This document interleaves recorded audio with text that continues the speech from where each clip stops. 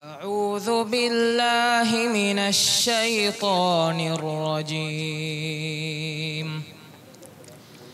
بسم الله الرحمن الرحيم. أم حسبت أن أصحاب الكهف والرقيم كانوا من آياتنا عجبا إذ أوى الفتية إلى الكهف فقالوا ربنا آتنا من لدنك رحمة وهيئ لنا من أمرنا رشدا فضربنا على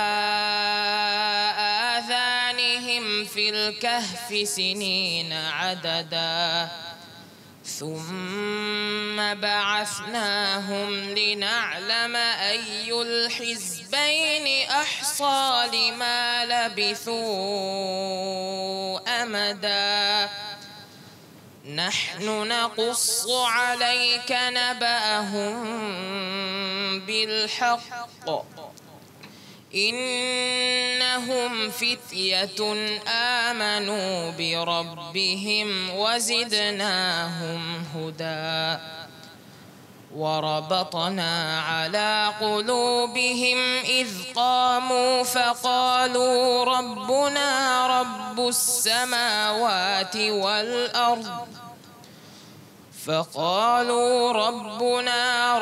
السماوات والأرض لن ندعو من دونه إلها لقد قلنا إذا شططا هؤلاء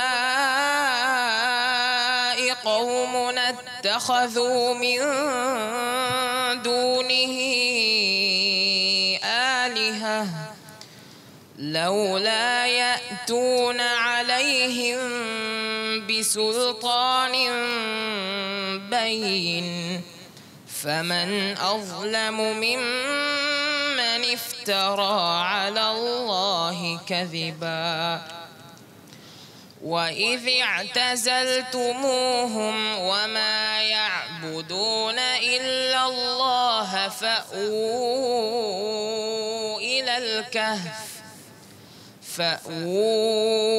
إلى الكهف ينشر لكم ربكم من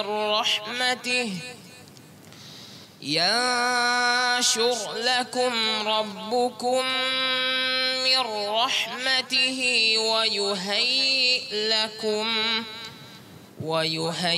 لكم من أمركم مرفقا صدق الله العظيم. Distinguished chief guests, invitees, and the participants of this forum, Assalamu alaikum. I, Aisha Shamma Shafiq from Maldives School, is here to give you a short brief of today's valuable forum for the youths on the topic 7 Under the Shades, which is organized by the Ministry of Islamic Affairs by the speaker Shaikh Assim Al-Hakeem. I believe that the speech will be extremely indispensable for everyone, and especially our youths will make use of the precious speech. Now, I will enlighten the agenda for today's forum. The recitation of Holy Quran was by my brother Nabih Rashid from Al-Madrasatul Arabiyatul Islamiyya. After the recitation of Holy Quran, the opening remarks will be done by me, Aisha Shamma Shafiq. Next item on the agenda is the speech by Shaikh Assim Al-Hakeem. After the speech, there will be a questions and answer sessions, and after that, the forum will come to an end. Before the speech of the Shaikh, I would like to give a brief introduction about him. He is one of the prominent propagators of Islam in English in Saudi Arabia. After his BA in linguistics, he went on graduate with a diploma in Islamic studies from the prestigious Al-Ghura University in Makkah, Saudi Arabia. In addition, he studied the book of the great scholar Shaikh Salih ibn Taymiyyah for several years. At present, he is the main imam of the masjid in Jeddah and delivers the weekly Friday sermons and the lectures. Moreover, he participates regularly on preparing and hosting English Islamic programs. Now, I would like to invite Shaikh Assim Al-Hakeem to give the speech. Shaikh Assim Al-Hakeem. جزاكم الله خير. بسم الله الرحمن الرحيم.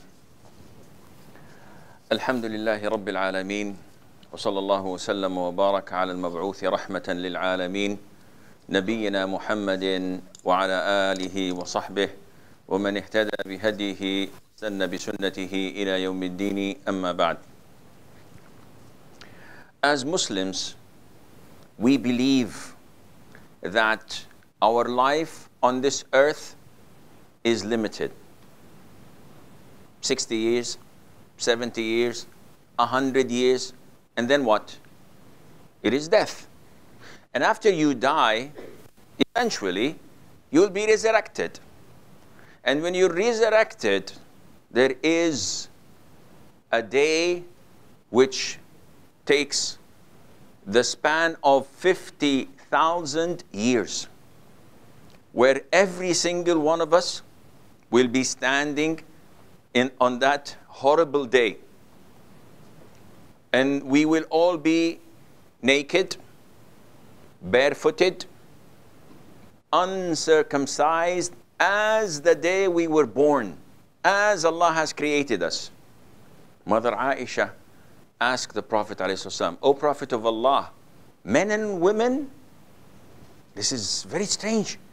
He said, Aisha, the people are in great matter. They are in great fear.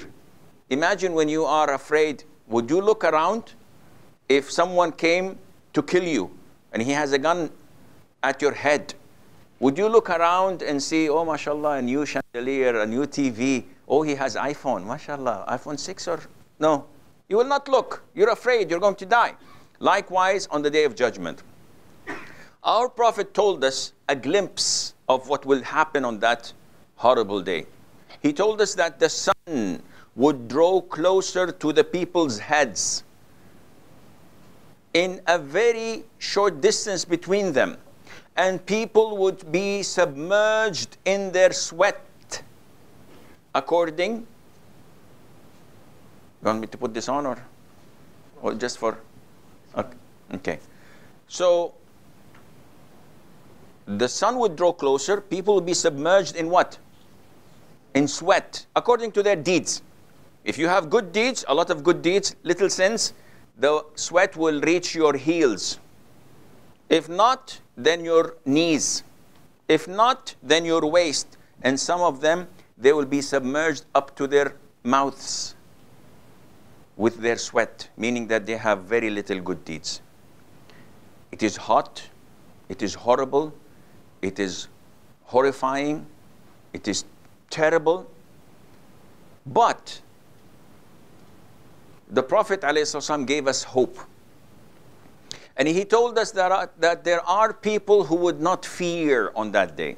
May Allah make you and me among them. There will be people who will not be afraid and who will be shielded from the sun. Where would they be? The Prophet said, alayhi salatu wasalam, there are 7 whom Allah will shade with His shade on the day when there will be no shade except His. So count with me 7 types so that we can see, are we one of them, inshallah? Or at least try to be among them. First one, the Prophet said, the just ruler. So everyone says, oh, I'm not from this one. Maybe in next elections. No, we will come to that, inshallah.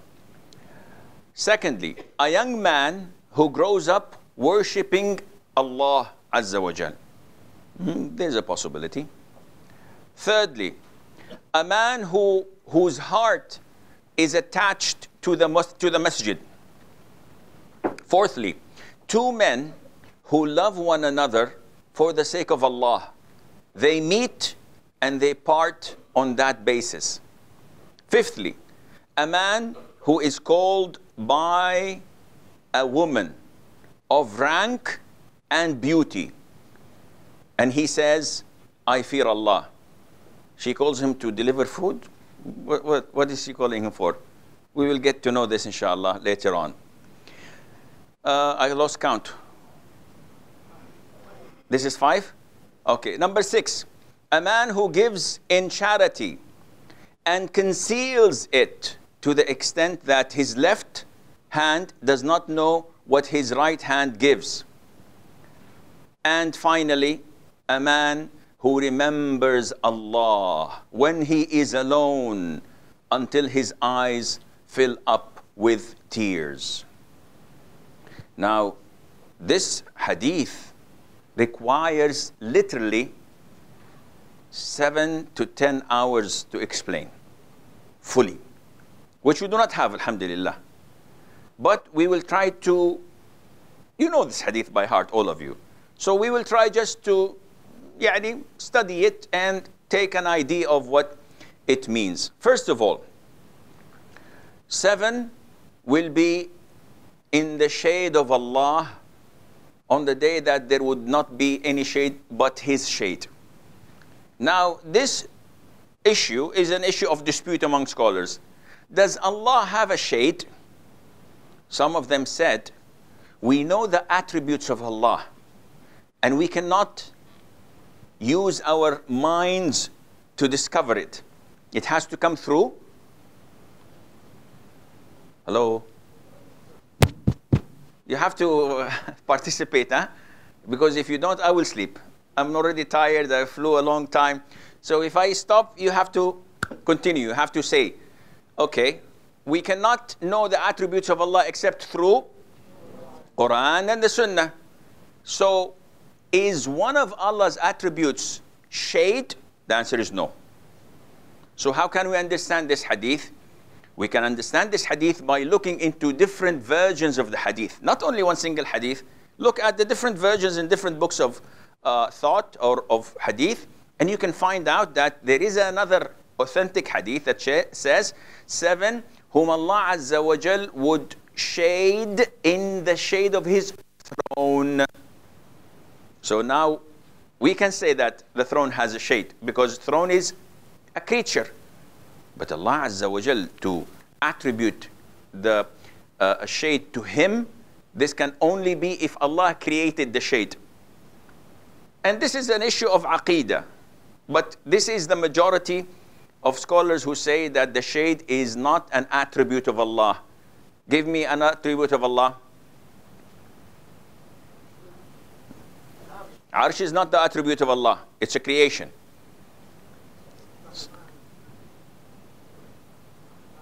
The sisters can also speak, but they have to raise their voices. Attribute, sifa of Allah. Rahman is a name. It's not an attribute. There is a difference between names and attributes. Merciful is a name. Mercy is an attribute. All hearing, as-sami' is a name. But as-sam' the hearing is an attribute. So you have to differentiate between names and attributes. If you cannot differentiate between your Lord's names and attributes, who are you worshipping? You have a problem. So Allah Azza wa Jal does not have one of His attributes shade, but it's something that created. Second, the first category, and the battery needs to be changed, I think. Working in television gives me a lot of experience. Is it fine now?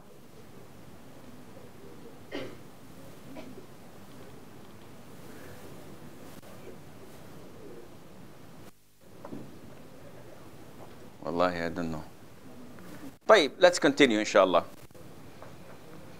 First one is a just ruler. Imamun adil. And who is a just ruler? Is this only to do with the king? Jazakallah khair. Or a president? Or is it open? Scholars say a just ruler fits everyone, even females. Though we know in Islam it is totally prohibited for a woman to assume a position in the government, or to be a president, or to be a governor. This is totally prohibited in Islam. But she is a just ruler in her school. She's a headmaster. She is a just ruler in her house because she has children to take care of. So whatever position where you get the possibility of... So the first one, who?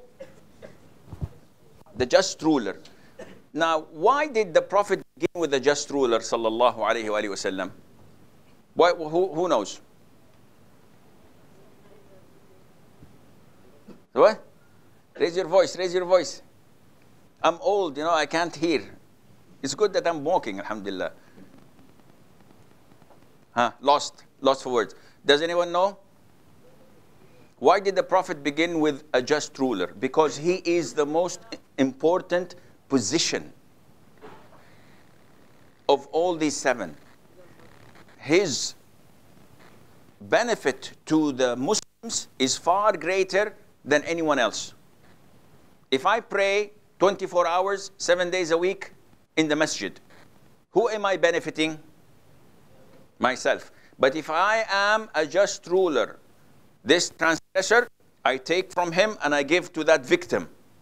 And I ensure that the law is implemented and maintained. And I make sure that no one has problems with breaking the law or committing a crime. And I distribute money equally to the people, etc. I implement the Quran, I implement the Sharia. By far, this man's role is much, much higher than anyone else. His reward is far greater than anyone else, as his sin is far worse than anyone else. This is why the Prophet ﷺ said, 3, Allah would always answer their dua. Among them,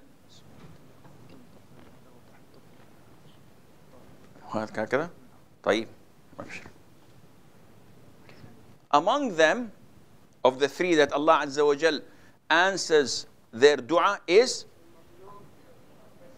there are so many oppressed person, okay?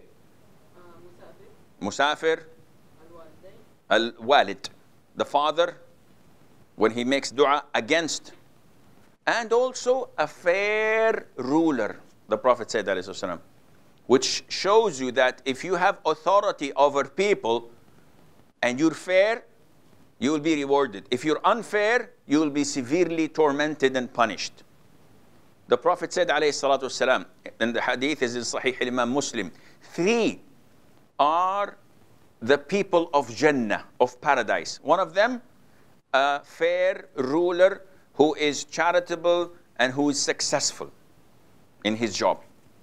So this category, the one with authority, is very crucial and important. The second one, a youngster, a young man who grows up worshipping his Lord. Of course, the hadith also fits girls, a young girl, or is it only exclusive for men? It's for both. And scholars agree unanimously on this, that even if a girl grows up in worshipping Allah Azza wa Jal, abiding by the hijab, staying away from haram, the boy is also growing up to become a good Muslim. And why did the Prophet say, and he emphasized that he is a young boy or girl? Because youth has a lot of problems. They have a lot of temptations. They have a lot of desires that if they do not cap, if they do not control, it would take them away from Islam. And the role of youth in Islam is very important. The brother who recited the Quran is Bilal? Nabih. What surah did he recite? Surah Al-Kahf. What was he talking about? What is Ashab Al-Kahf? The youth who fled their people and they went where? To the cave. Why? Because they did not want to associate others with Allah. Can you leave your home? Can you leave your wealth? Can you leave your family because of your religion? If they are oppressing you to make shirk, to make kufr, it's not very easy. So Allah praised them to the extent that every Friday, yani tomorrow, we all recite what? Surah Al-Kahf. Why? Because of this. One of the reasons. So in Islam, Islam puts a lot of emphasis on the youth. If you look at a prophet of Allah Azza wa Jal, mentioned in the Quran, who was very young and did something very, very harmful to his people who were idol worshippers. Who is he? Wrong. Huh? Second guess. Ibrahim. Excellent. Ibrahim was a youngster, a boy of 16 or 17. He went to his father. He went to his people. You cannot worship idols. They do not have any benefit for you. They cannot protect you from any harm. But when they did not listen, what did he do? He broke them all. They threw him in fire, and the fire turned safe, cool, and peaceful for him. So Allah is telling us the youth has a lot of power. When the Prophet ﷺ wanted to migrate to Medina, who came and took bay'ah from him? All youngsters. As'ad ibn Zurara, who was about 18, 19 years of age. Ubad ibn Samit, all of Sa'ad ibn Mu'adh. Who knows Sa'ad ibn Mu'adh? You all know Sa'ad ibn Mu'adh, of course. Sa'ad ibn Mu'adh was one of the great companions of the Prophet ﷺ. He was the head of the Aus tribe of Medina. And when he became Muslim, he lived in Islam 6 to 7 years only. He did not live more than 7 years in Islam. The day he became a Muslim, he went to his tribe, collected all of them. He said, I will not speak to any one of you until you become a Muslim. Immediately, all of them became Muslim. On one day, immediately. He didn't say, I have to go to Medina Islamic University and study for 6 years and then do my master's and then do my PhD, then I will do da'wah. He was immediate effect. You learn one ayah, immediately you go and report it. This is a true Muslim. You don't keep it for 6, 7 years until you give it somewhere else. Sa'ad ibn Mu'adh, after 6 years of becoming a Muslim, died in the battle of the trench of Al-Khandaq. When he died, the Prophet said, alayhi salatu wasalam, that the throne of Allah has shaken when he died of happiness because Sa'ad is coming to paradise. And he was only 32 years of age. Some say 33. Now, the role of the youth is extremely important in Islam because you cannot go anywhere without the youth. Who makes the society? Who makes the community? It's the youth. But it is also a dangerous role because the youth, without control, without wisdom, without knowledge, they are like a train without a driver. Very fast, but very dangerous. Do you know the Battle of Uhud? What year was it? What year was Battle Uhud? Huh? Second? A little bit more. Of course after Hijrah. Definitely after Hijrah. Before Hijrah, no battles. It's not second, a little bit more. Third. Battle of Uhud was on the 3rd year of Hijrah. Battle of Badr was on the 2nd year of Hijrah. This is your history. You have to learn it. Without learning this, then what Islam do you have? MashaAllah, this is too much battery. Either it is so wide or it goes dead. Anyhow, on the Battle of Uhud, 70 of the Muslims died. The Prophet in the beginning, alayhi salatu wasalam, wanted to fight from Medina. The elders said, no one can defeat us. No one had ever defeated us while we were in Medina. If we go out of Medina, we have problems. The youth who did not fight with the Prophet in Badr the previous year, they said, no, no, no, we want to go and fight. We have to fight. And they are majority, and the youth always, mashallah, have loud voices. So they started to dispute with the elders. The elders say, no, we have to fight in Medina. It is like a fortress, a very strong place. It's our houses. But if we go out to the open, we don't know what will happen. The Prophet heard them, alayhi salam, arguing. He went into his house. He put his helmet and his armor and said, okay, let's go out. The youth regretted it. Said, oh, I think we said something that did not, the Prophet did not like. Oh, okay, khalas, oh Prophet, okay, let's fight in Medina. He said, no. If a messenger puts his armor, he has to leave. He cannot go back. And they went out, they fought the mushrikeen, and 70, among them is Hamza ibn Abdul Muttalib, the uncle of the Prophet ﷺ. Among them was Mus'ab ibn Umayr, the messenger of the Prophet. They were martyred because of, not you, don't feel guilty, because of the youth. So the youth is a force, but without the wisdom and knowledge, it becomes dangerous. The Prophet says, alayhi salam, the second type is a young man who grew up in worshipping Allah. How can you grow up in worshipping Allah? By doing what Allah told you to do, and by staying away from haram. Very simple. Is it simple? Liars. It's the most difficult thing. What do you mean by simple? It is difficult. How can I pray 5 times a day in the masjid?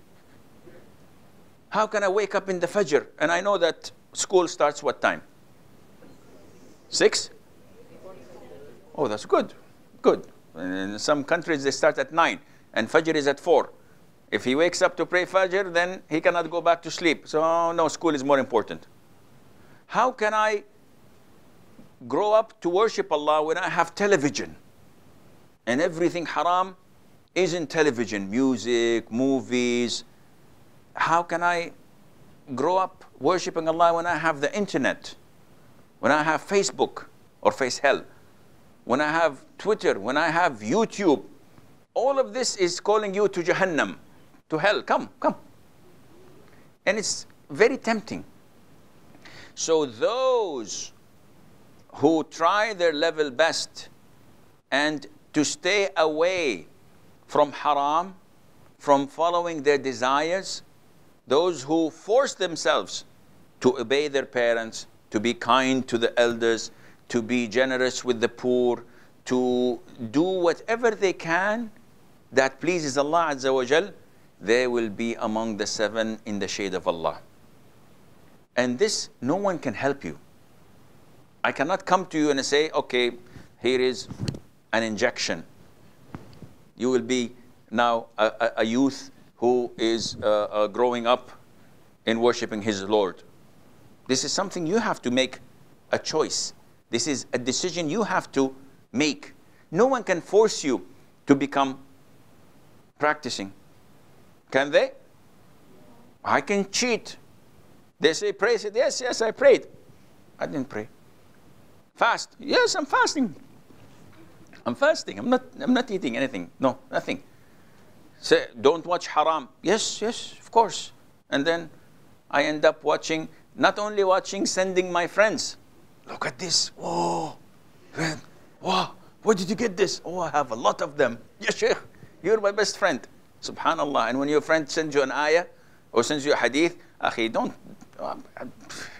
I'm not going to die now. Let us laugh, let us be happy, and let's enjoy.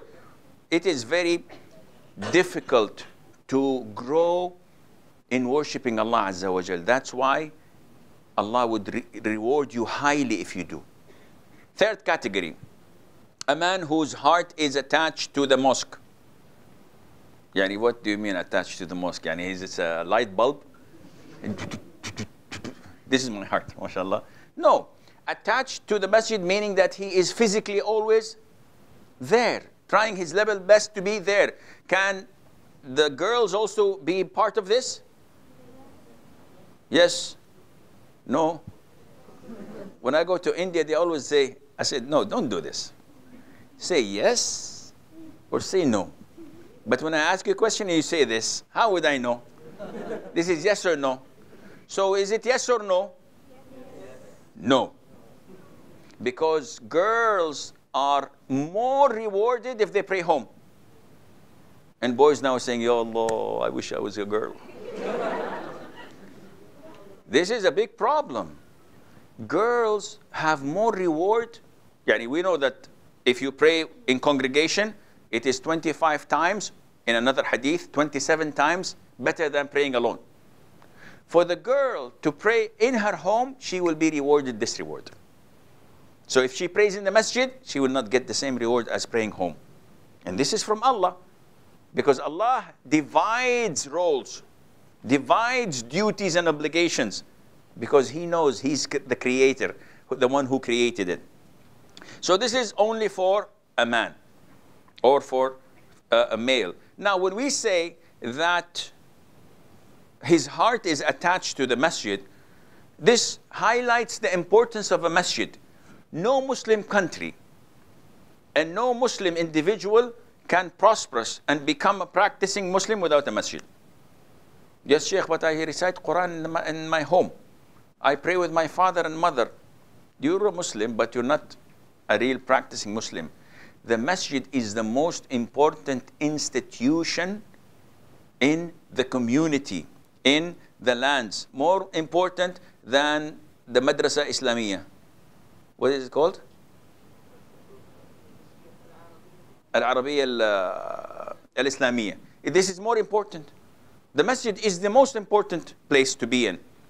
It is enough for you to know that the Prophet said, if you perform wudu and you walk to the masjid, each step would raise you one level, erases a sin, it will grant you hasana, a good deed, by every step. So if I make 1,000 steps for Asr prayer, it's a lot. I can go back afterwards and watch haram. No. Don't treat Allah Azza wa Jal in exchange. I give you five rupees, you give me. No, it's not like this. You are dealing with Allah Azza wa Jal. Be very careful when you deal with Him. When you go to the masjid, you can learn Quran.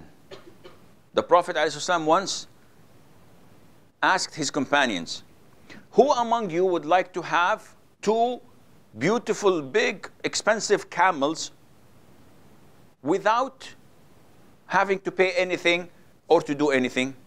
The companion said, I do. I want money. I love money. So the Prophet said, by Allah, if you go to the masjid and learn 2 ayah, 2 verses only, قُلْ هُوَ اللَّهُ أَحَدٌ اللَّهُ الصَّمَدُ. These are 2 ayahs. If you go to the masjid and learn them, they are better than 2 camels. And if you learn 3, they are better than 3 camels. So learning the Quran is extremely important, and this can be only done properly in the masjid. And whenever you're in the masjid, everywhere around you are angels, but you can't see them. They are seeking Allah's forgiveness for you. They say, oh Allah, forgive this man. Oh Allah, grant him Jannah. Oh Allah, elevate his.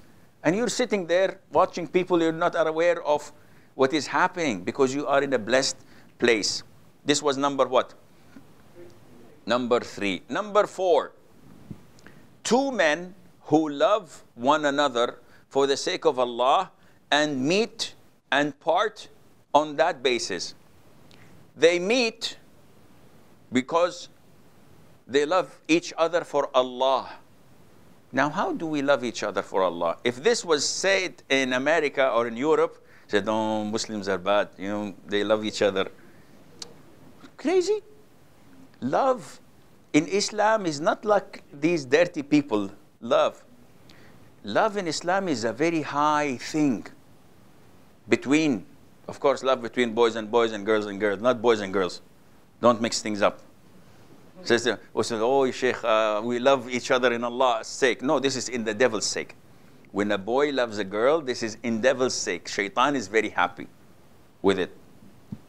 The Prophet said, alayhi salam, whenever you love some of your brothers, of course, same gender, inform them. You have to go and say, I love you for the sake of Allah. This is the instruction of the Prophet ﷺ. But how do we know if my love to my brother is for the sake of Allah? If the sister's love to the sister is for the sake of Allah, how do we know? We go to the doctors?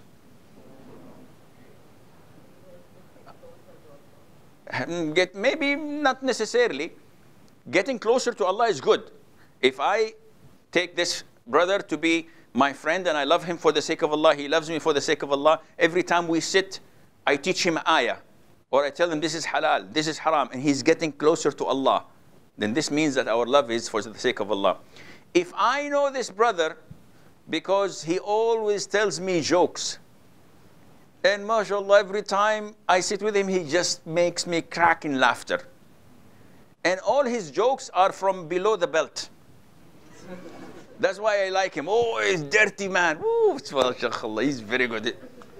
Is this for the sake of Allah? No. If I love this brother because his father is very wealthy, and every time I go with him, he takes me on his Ninja Honda. If I were in Saudi, I would have said Ferrari, Lamborghini, but here I haven't seen anything. So he takes me on his motorbike. He's very wealthy. Or I like that brother because he has connection. So he can maybe find me a seat in the university or maybe take me on a scholarship. I like that brother because he is handsome. He looks, not in the bad sense, but when I go out with him, people look at us. So I always put him next to me, say, people looking at me. So all of this is not for the sake of Allah. But if I know that this brother is an obedient son, he always kisses his father and mother's hand and head whenever they come. And his parents always, whenever he goes, oh Allah, protect Muhammad. He is a good son. He is a righteous son. He is a generous son. Whenever he comes, MashaAllah, welcome my son, please sit. And they're very proud of him. I love him for the sake of Allah, because he's a righteous boy. I love this brother because he always prays behind the imam. He comes before the adhan, reads the Quran, makes dua between adhan and iqamah. Very righteous. I love him because he is doing an act that gets him closer to Allah Azza wa Jal. I like this brother because he has knowledge. So every time I sit with him, I have to learn something. I have to learn something new. So this is the love for the sake of Allah. We meet for the sake of Allah. But when one of us dies, we also depart on the sake of Allah until we die. Okay, now to be a brother in Islam or to be a sister in Islam to one another, there are obligations. There are rights that have to be fulfilled. So a real brother to a brother gives him his money. Who among us is willing to, now everybody's saying, oh, I don't want to be a brother. I didn't know that there is money. So everyone is putting his hand in his pocket. He says, okay, let's go. It's time to leave. No. Do you know Sa'd ibn al-Rabi'? Yes. No. Anyone ever heard of this name, Sa'd ibn al-Rabi'? No. Sa'd ibn al-Rabi', see, in the beginning of Hijrah, everyone who went from Mecca to Medina did not have money, did not have a house, did not have a family. So the Prophet ﷺ, in order to make them blend in, assigned one from the Muhajirin to one of the Ansar. So he said, he's your brother. Even if he dies, you will inherit him more than anyone else. So he made them actual brothers. Sa'd ibn al-Rabi' was among the people of Medina, and his brother from the Muhajirin was Abdul Rahman ibn Auf. Of course, you know Abdul Rahman ibn Auf. Who's Abdul Rahman ibn Auf? He is one of the 10 heaven-bound companions. So one of the first to embrace Islam. Abdul Rahman ibn Auf was poor. In Mecca, he was very rich, but he left everything and went to Medina.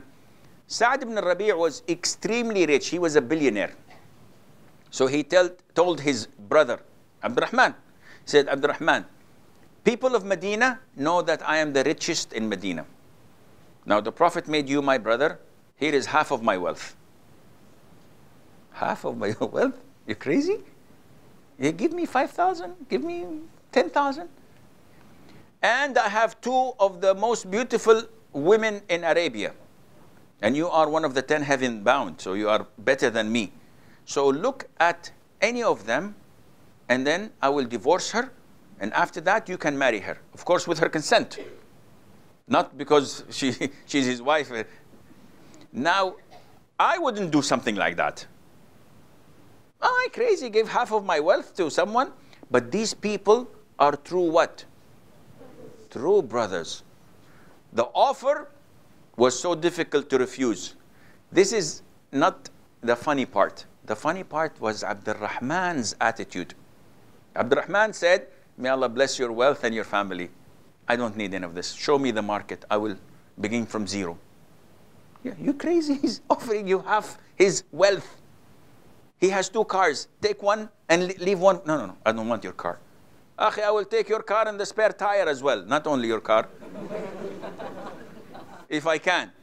But Abdul Rahman ibn Auf, because these people are from high levels of Islam. They understand, they believe, not like us. We hold the Quran, it's upside down. Oh, sorry, I didn't know. What are you doing? We don't recite Quran. And if we recite Quran, we do not understand it. And if we understand the Quran, we do not implement it. We have a big gap between us. And Abdul Rahman did not take anything. He went to the market. He borrowed some money from the souk on credit. After 1 week, he had a small capital of money of his own. After 1 month, he got married and came to the Prophet ﷺ with a little of wealth. In few years' time, he became the richest man in Medina. Because of Sa'd ibn al-Rabi', because of his dependence on Allah, the provider. So this is part of being a brother. Part of being a brother, that you help your brothers whenever they need help, physically, mentally, or financially. Part of being a brother is that you visit one another. Not only, what's up? Assalamu alaikum, brother. Wa alaikum salam, brother. How are you? I'm fine, alhamdulillah. Haven't seen you for a while. Wallahi, you know, to school, work, and he's sitting next to you. This is what's happening in schools, huh? Even sometimes I have to take the phone and text my children. It's time for lunch in their next room. So that they can come. This is a menace. They call it smartphones. I call it stupid phones. Because these are made for retards, not for smart people. If you spend like 6-7 hours on it, doing this, mashallah, did you memorize the Quran? No. Did you learn hadith? No. What? Politics. Politics doesn't get you closer to Allah. Jokes, social media, Facebook. Don't be distracted. So number, I lost count. 5. A man who's called by a woman of rank and beauty and says, I fear Allah. And you can reverse this. A woman who is called by a man of rank and beauty and she says, I fear Allah. The biggest fitna is, the Prophet says, what is the biggest fitna? The Prophet said, I did not leave a fitna a trial more dangerous upon men than women. The biggest fitna is girls, women. Now, girls say the boys are fitna also to us. No, no, boys. Nobody looks at boys. The boys, no one looks at them. If you have 50 boys, 50 men, and you get one beautiful model or actress to walk in between them, what will happen to their heads? It's like this. Maybe one or two will look down and say, Astaghfirullah al-Azim.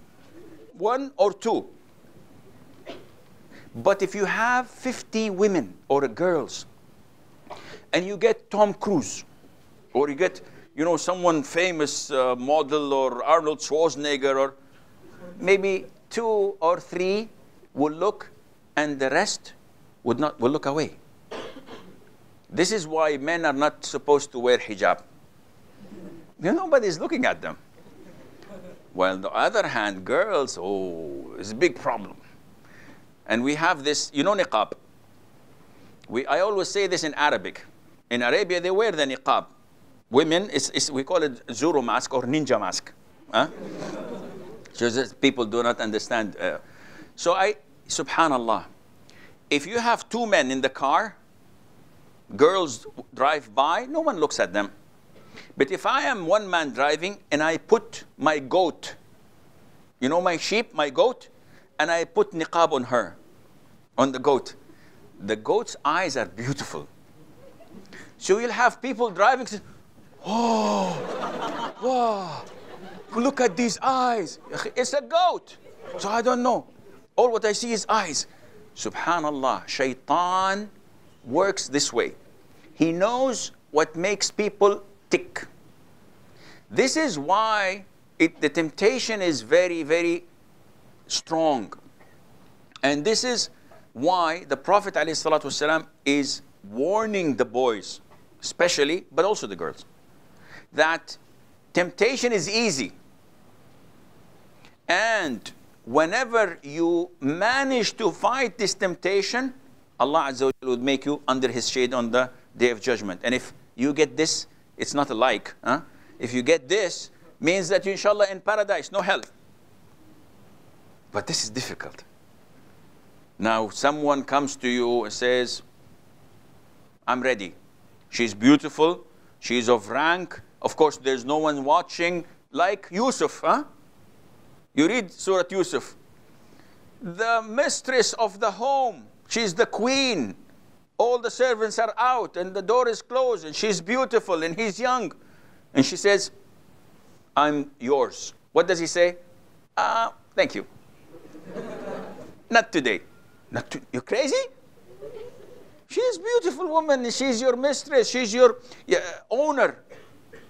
You should do something. He said, no, I fear Allah. Big problem. If I do this, hell. This is why he became what? He was patient. He fought his desire. What was the end conclusion? He became the king of Egypt. Wow.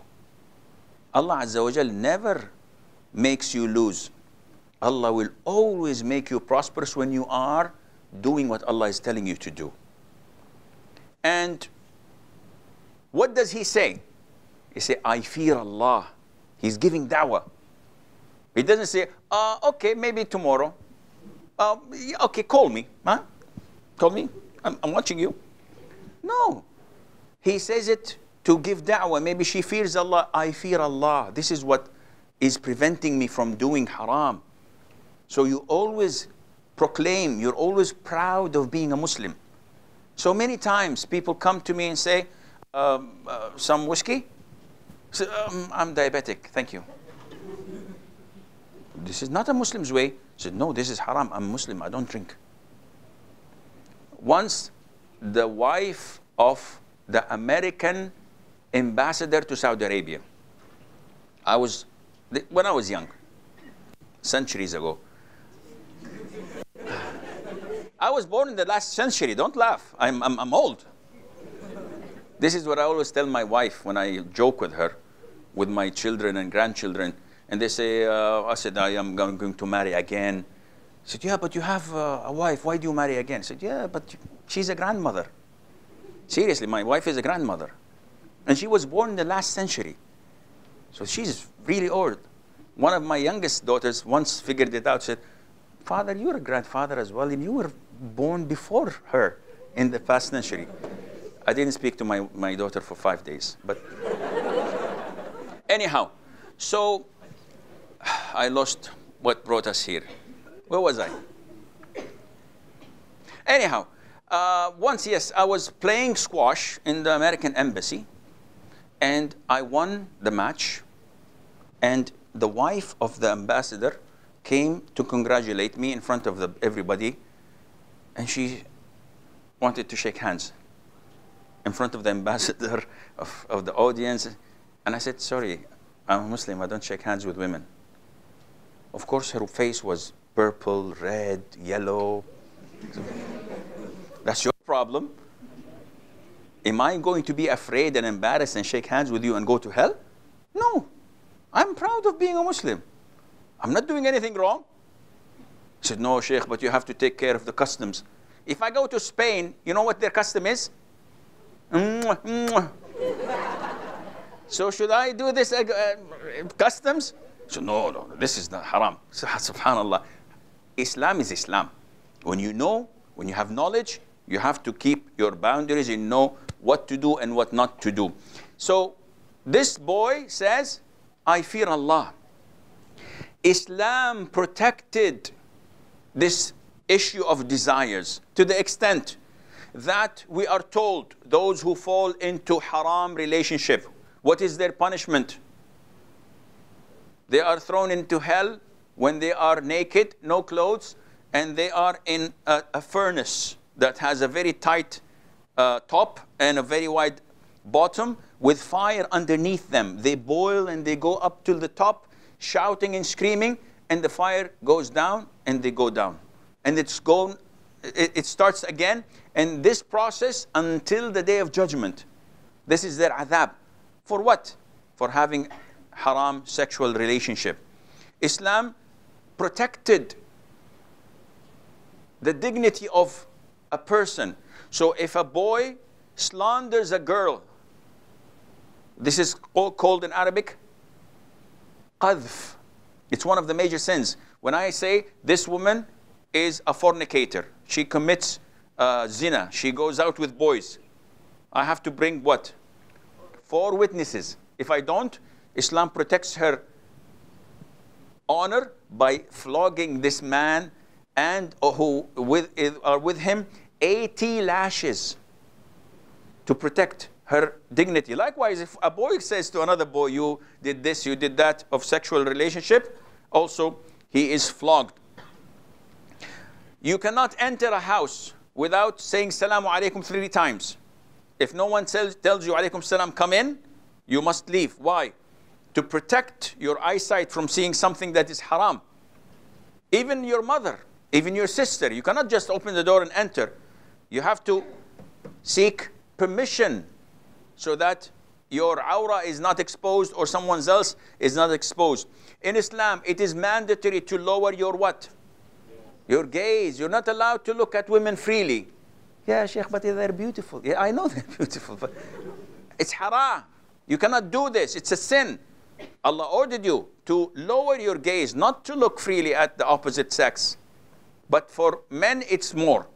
Girls, it's easier, as long as there is no fitna, and most likely there is no fitna. But boys, no.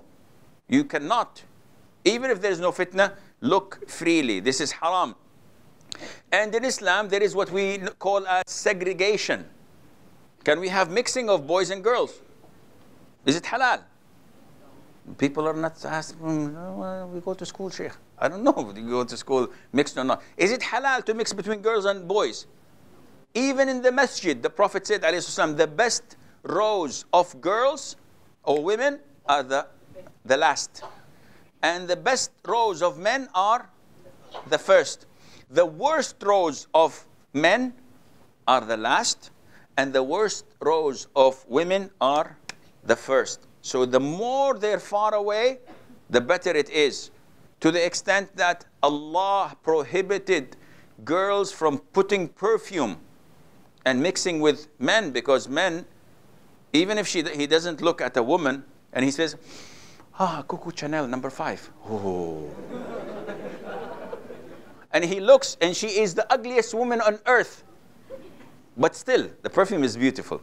It is a major sin for a girl to put perfume. Why?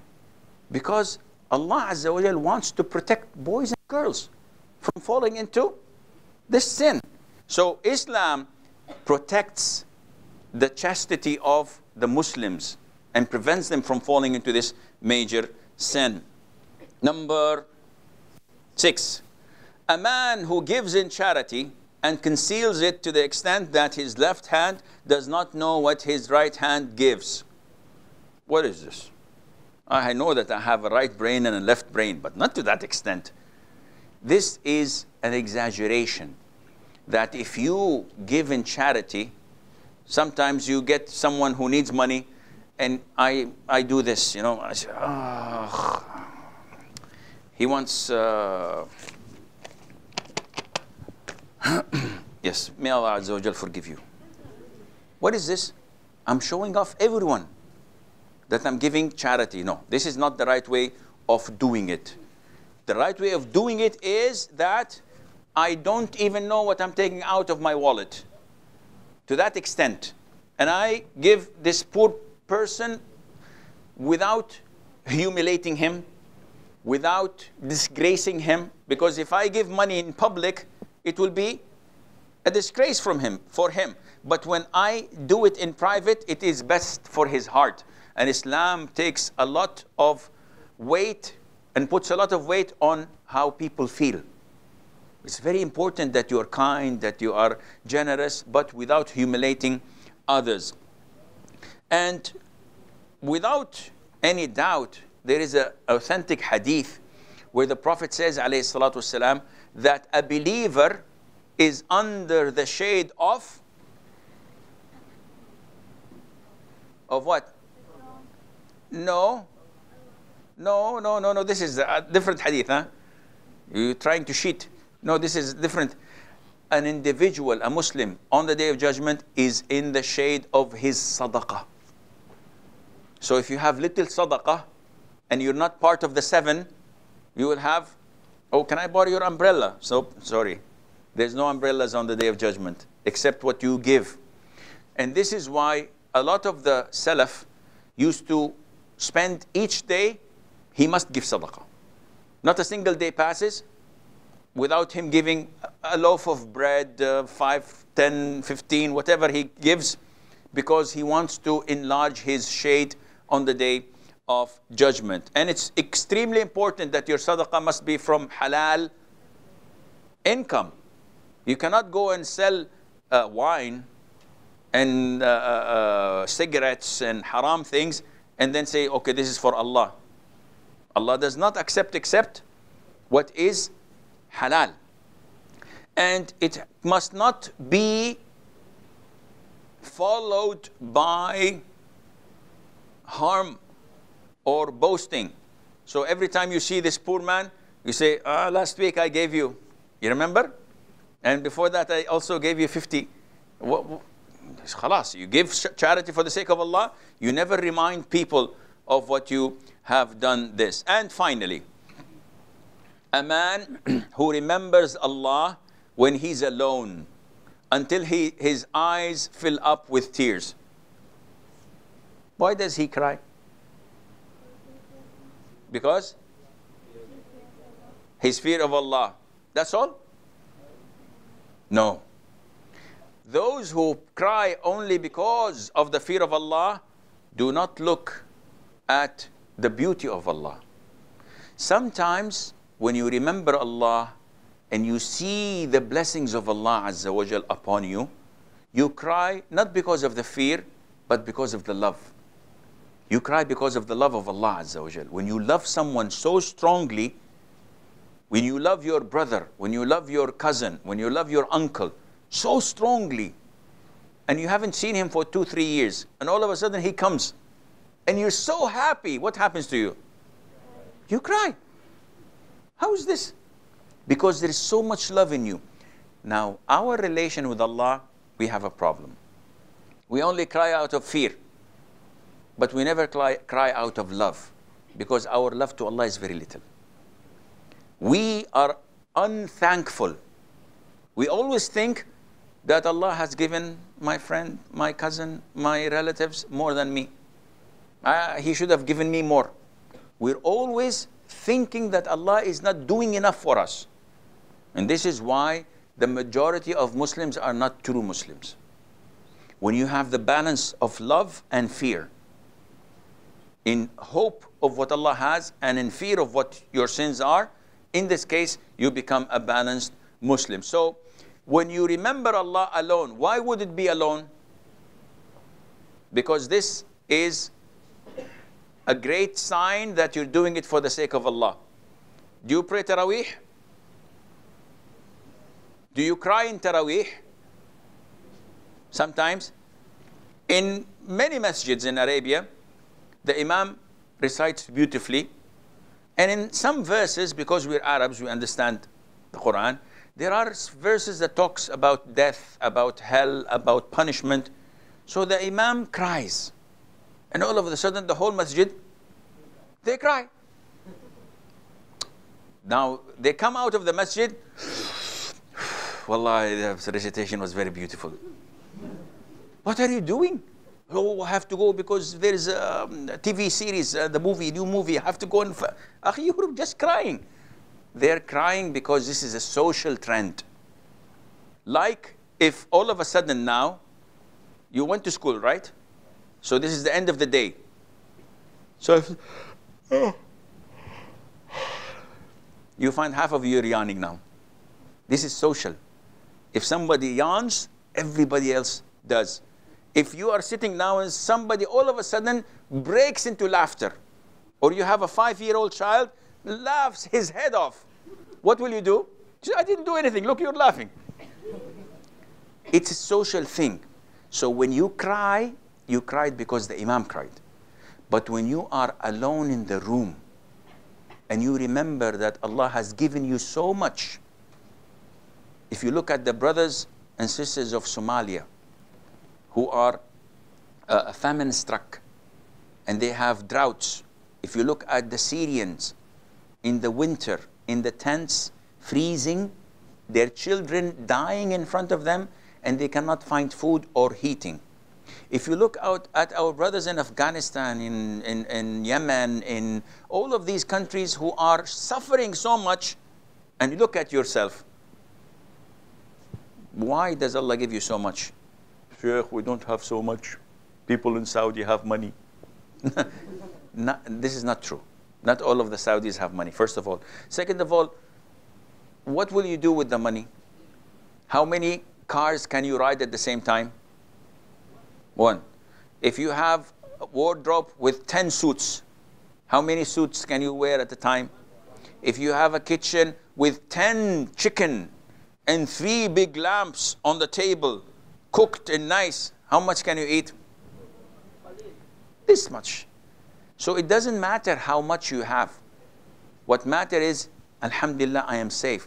When you remember Allah and see that, oh, I missed Fajr prayer, I did not give my sadaqah, I said oof to my mother when she told me go and clean the dishes, I said why me, not my brother, to my father when he told me bring the groceries, and I have many sins. I lied, I backbite my teacher, math teacher, was fat, ugly, short, the way he's blah, blah, blah, he doesn't know how to speak. Backbiting. And you backbite your friend. Did you see Ahmed? He was walking, he fell on his face. Wallah, it's very funny. Backbiting. How many good deeds do you have? Nothing. All gone. On the Day of Judgment, you will be a loser. When you remember this alone, and you start to cry, know that you are one among the 7 whom Allah Azza wa Jal would shade you. But if you don't cry, neither of love nor of fear, then you have a problem. You have to look for a heart transplant. Now, finally, how much time do we have? Timekeeper? Timekeeper? No timekeeper? 30 minutes? No, I'll make that less than 3 minutes, inshallah. Questions and answers are always more interesting for the people. Now, these 7 people, they all revolve on one thing. Can you figure out something in common in all of these 7? Iman? Youth? The just ruler is not that young. I think he's like in my 60s or 70s.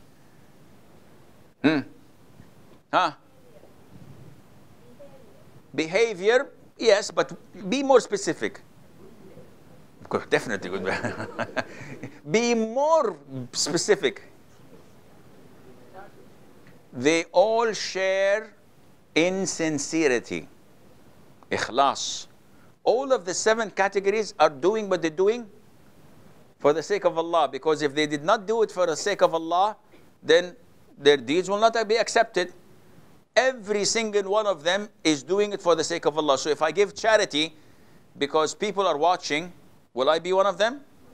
If I give charity because the man asking is insisting, please give me, I don't have, please give me, please, I beg you. After half an hour I give him.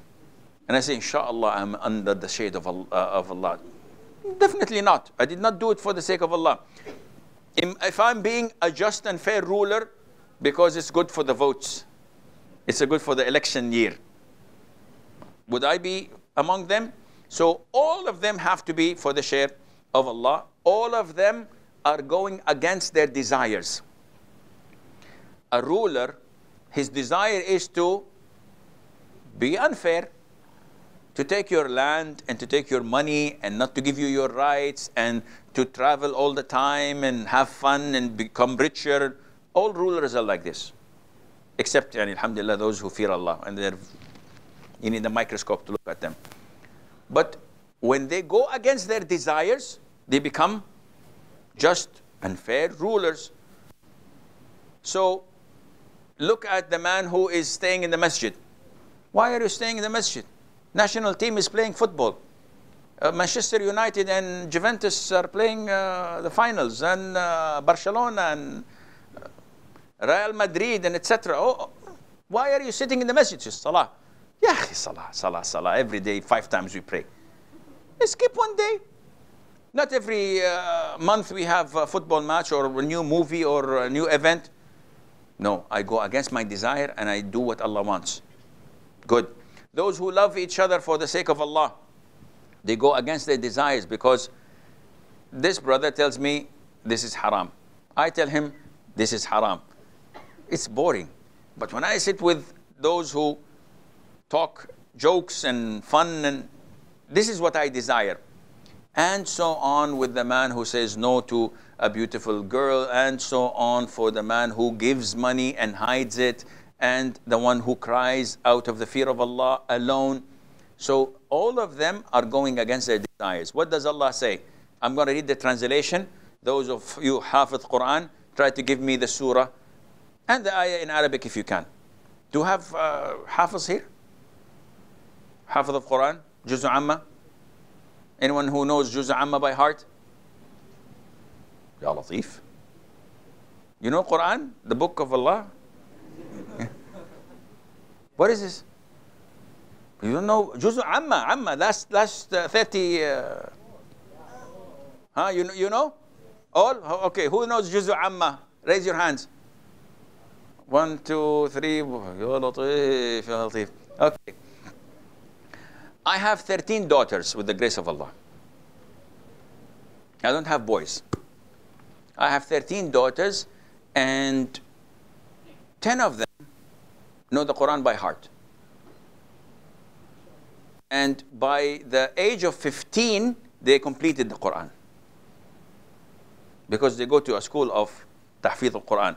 But they are also among the highest. Without Quran, you cannot be a proper Muslim. This is the word of Allah. This is the speech of Allah. How can you become a good Muslim without knowing the Quran, memorizing the Quran, understanding what Allah wants from you? This is very important that you recite the Quran. Allah says in the Quran, let's see now those who know Juzu Amma. This is from Juzu Amma. I make it closer to you. Allah says, but as for he who feared the position of his Lord and prevented the soul from unlawful inclination, then indeed paradise will be his refuge.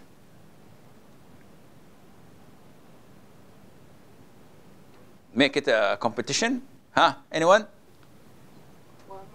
أحسنت ما شاء الله لا قوة إلا بالله. Very good.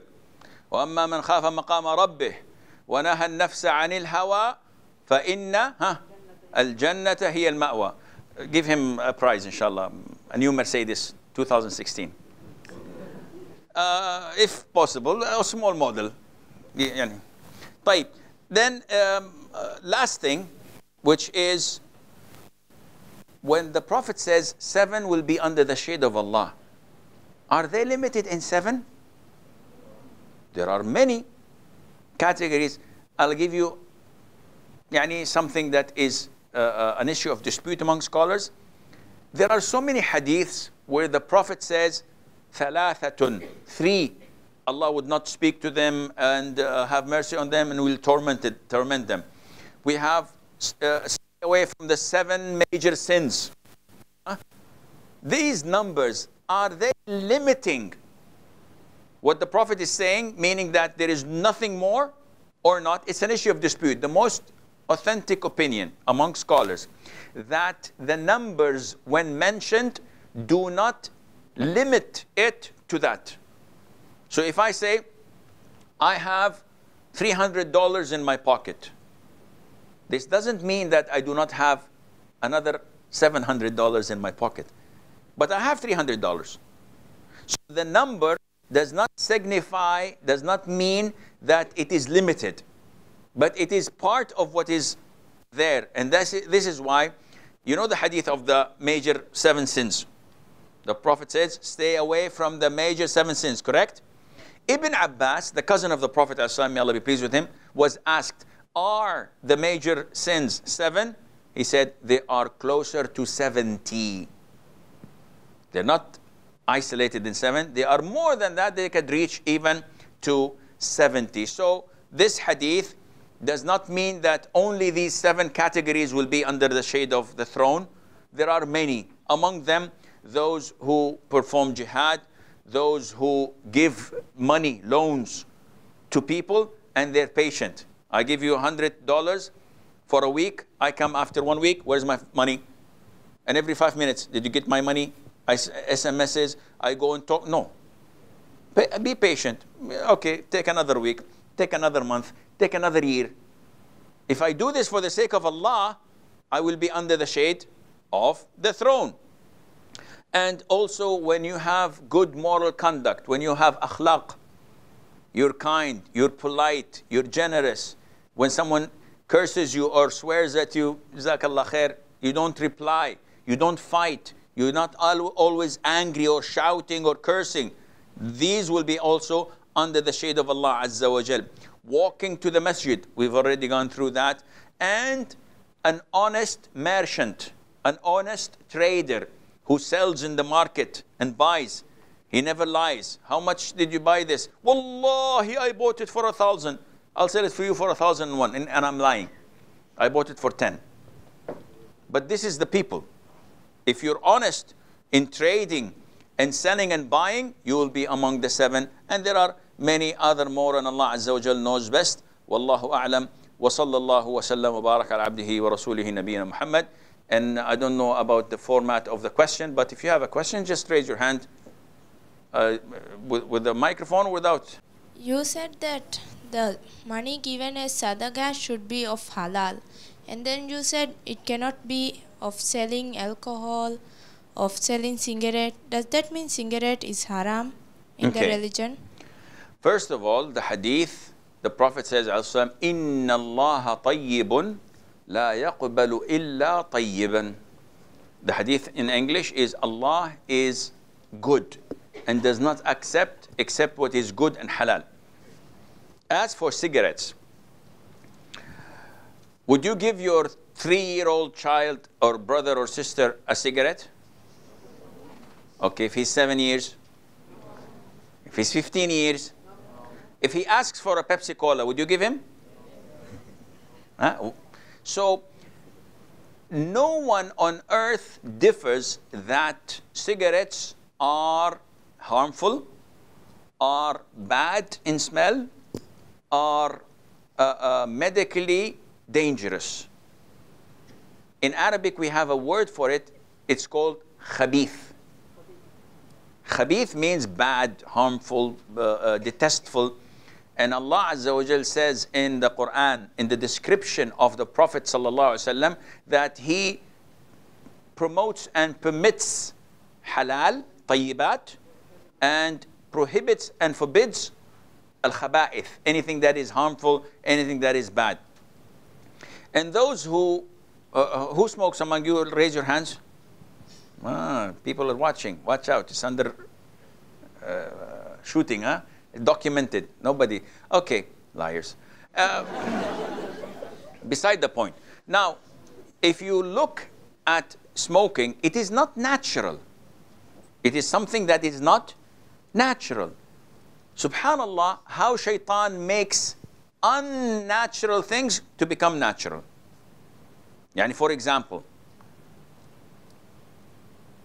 wearing clothes is a natural thing. It is something that Islam promotes. But if you go to America or to Europe, you find that they take off their clothes. The shorter the skirt is, the better the woman is. So they have nudity. And this nudity is only found in the jungles of Africa, with the tribes, or in the Amazons, or in places that there is no civilization, which shows you that their civilization is the same. It is nudity. And what was the sin of our father Adam in paradise? He ate from the forbidden tree. And once he ate from it, he saw his nudity. And this is why Allah expelled him and Hawa to earth. So Allah ordered us to cover ourselves. It goes against our nature to uncover. With smoking, I see a lot of people, after a good meal, they sit with a big cigar or with a pipe or with a cigarette, and they're very happy. SubhanAllah, is this natural? Take anyone who never smoked in his life and give him a cigarette and let him try it. What will happen to him? He will cough. A lot of them vomit and cannot breathe, and their eyes are so red because it is not natural. It takes them 2 weeks to a month until they, yes, good. Huh? Subhanallah. You are like a dragon. What are you doing? Said, yeah, but it's good. What good is it? It smells bad. Your wife cannot kiss you. She can't kiss you both ways, with or without it. But it smells bad. It makes your teeth yellow. When you go to the masjid and you pray next to the Muslim, you find people are staying away from you because of the rotten smell of it. And it brings you heart attack, and it brings you high blood pressure, etc. So definitely it is haram because it is khabith. And this is the fatwa of the majority of contemporary scholars nowadays in Azhar University, in Saudi Arabia, elsewhere. They say that this is harmful, hence it is haram. So I hope this answers your question. And I hope you don't sell cigarettes. Chef, you mentioned that women are rewarded more when they pray at home. Correct. But in Ramadan, we go to the mosque and pray Tarawih. What would you say about that? This is permissible. Women praying in the masjid is permissible. The wives of the Prophet ﷺ some of them used to pray in the masjid, like Mother Aisha, etc. The women of the Ansar used to pray. But the Prophet constantly told them, ﷺ, that praying in your home is better. So we have better and we have permissible. Up to you. What you choose. One of the companion females came to the Prophet ﷺ and said to him, I love to pray in your masjid. Praying in the masjid of Medina, is it the same like praying in anywhere? What's the difference? It's the same masjid, huh? No? Again? What's the difference, طيب? I need evidence. Don't come in from the air conditioning is better. Oh, yes, correct. What? The Prophet said, alayhi salatu the prayer in my masjid here is 1,000 times better than anywhere else except to Haram of Mecca. Meaning if you pray one prayer in the Masjid of Medina, this is 1,000 times better than my prayer in your masjid downstairs. 1,000 times. So the woman comes to the Prophet, she says, "Oh Prophet of Allah, I'd love to pray with you." He says, "I know that you love to pray in my masjid, but your prayer in your neighborhood is better than praying in my masjid. And your praying in your home is better than praying in your neighborhood. And your prayer in your chambers is better than prayer in your home. And your prayer in your bedroom is better than praying in your chambers." Why? The Prophet is encouraging women to be as far as possible from men. Because, again, she is what? Fitna, temptation. So you can be with your brother, with your uncle, with your father, with your son, with your husband. No one else. Stay away. Because this is safer for you, for your protection, and for the protection of the whole society. So, yes, you can pray in the masjid, in Taraweeh, elsewhere. The Prophet ordered us, alayhi salatu wasalam, not to prevent women. He said in an authentic hadith, do not prevent women from attending the masjid. But, he said, continuation of the hadith, but their prayers in their homes are better for them. So this is the instruction of the Prophet. I hope this answers your question. We have gents here. Microphone, please. Hisham, where are you? Can you give the microphone, please, to the brothers? To the brothers here. Because they will accuse me of taking sides. 2 questions from the sisters. Now, 3rd question, they will kill me. They have questions. They've raised their hands. Afterwards, inshallah. Assalamu alaikum. Salamullah. It was reported a hadith from Rasulullah for a group of people on the day of judgment. Without any judgment, they will enter paradise. I forgot the number, but 4. Are they under these 7 categories of people? The hadith you're referring to, the Prophet said, alayhi salatu wasalam, said, 70,000 of my ummah will enter Jannah without accountability and without punishment. And he went into his house. So the companions heard the figure. Each one started to say, I think they are the children who were born in Islam, not like us who reverted to Islam. Others said, no, they are the martyrs. The third ones, no, they are this and that. So they're disputing. The Prophet heard them, alayhi salam, arguing. So he, of course, at the time, the Prophet's house was only covered by a curtain. So it's like, this is my house. This is a curtain. You're outside speaking. I can hear you. So he came out. He said, what are you arguing about? They said, oh, Prophet of Allah, the 70,000, who are they? We would like to know. He said, they are those who do not هم الذين لا يسترقون ولا يكتوون ولا يتطيرون على ربهم يتوكلون. Okay, now translate, Sheikh. Okay, I know I translate. Wait, give me. They do not ask people for ruqya. What is ruqya?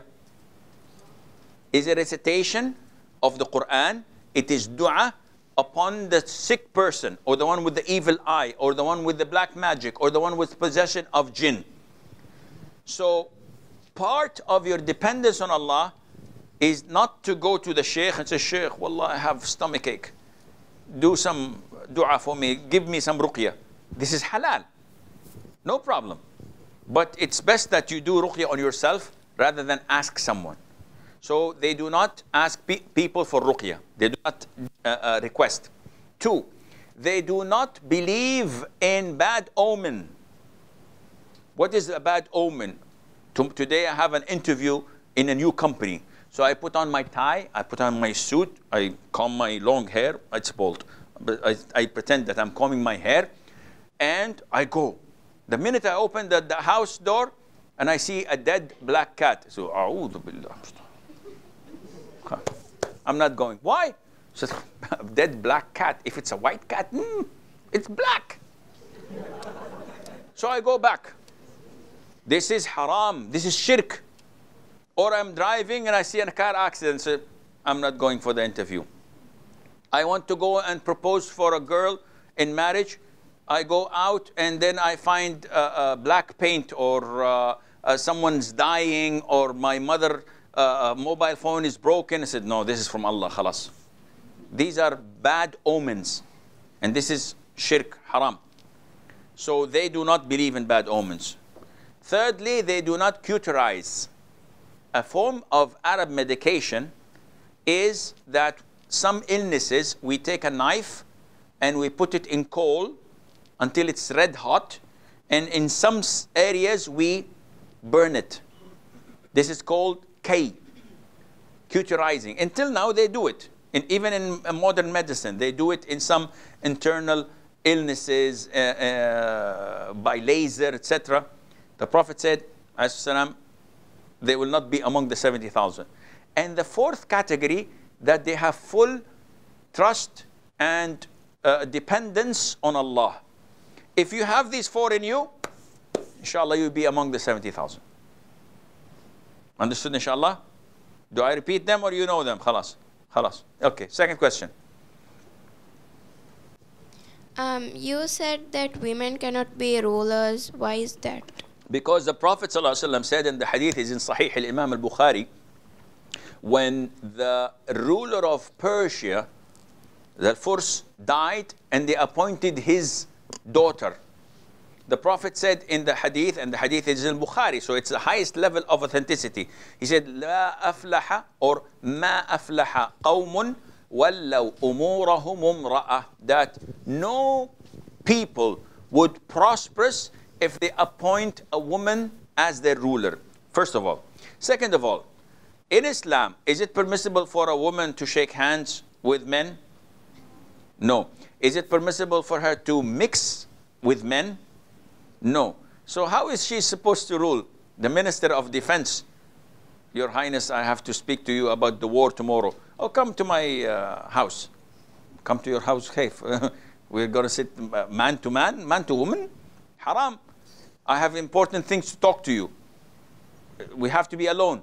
So it is definitely un-Islamic, let alone that a woman has certain times per month where her mentality changes. So 23 days she's okay, 24th day, let's have war. Let's kill everybody. So this is, men do have this, but not specific days. Huh? We have men crazy as well. So it is best for women to know their role. A man can never bring up children. Huh? A man can never take care of his kids. And if you do not take care of the children to make them real men, helpful to the society, then you will have a corrupt society. So each one has his role. Each one has his obligations and duties that he must fulfill. And if each one does what he has to do, the society becomes perfect. And Allah knows best.